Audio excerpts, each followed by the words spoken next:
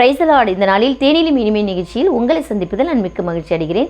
நாம் ஒரு வேத வசனத்தை பார்ப்போம். பரிசுத்த வேதாகமம் பழைய ஏற்பாடு சங்கீதங்களின் புஸ்தகம் 120:1 இப்படியா சொல்கிறது, என் நெருக்கத்திலே கர்த்தரை நோக்கி கூப்பிட்டேன், அவர் எனக்கு செவி கொடுத்தார். ஆமாங்க, தாவீது வேதாகமத்தில் அவரை பார்த்தோம் அப்படின்னா நிறைய சூழலில் வாழ்ந்தார்.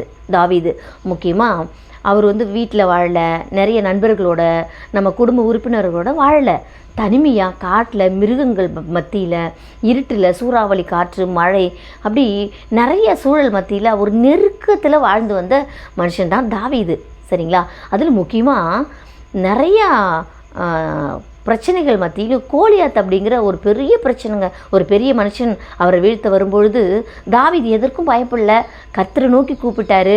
கர்த்தரை நோக்கி கூப்பிடும்பொழுது ஒரு சின்ன கூழாங்கல்ல வச்சு அவர் பயன்படுத்தினார். அந்த கோலியாத்தை வின் பண்ணுவதற்கு சின்ன கல்லை வச்சு கர்த்தரை நோக்கி கூப்பிட்டு அவர் நாமத்தை சொல்லி அடித்தார். வின் பண்ணி வெற்றி சிறந்தார், மேன்மை அடைஞ்சார், உயர்ந்தாருங்க. ஸோ பிரியமானவர்கள், இந்த நாளில் கூட நீங்களும் நம்ம வாழ்க்கையில் பலவிதமான பயம், தோல்வி, காடு போன்ற பிரச்சனைகள், மிருகங்கள் நம்மளை பயமுறுத்துகிற காரியமாக இருக்கலாம், கோலியாத்து போன்ற பெரிய பெரிய பிரச்சனைகள்லாம் வரலாம்.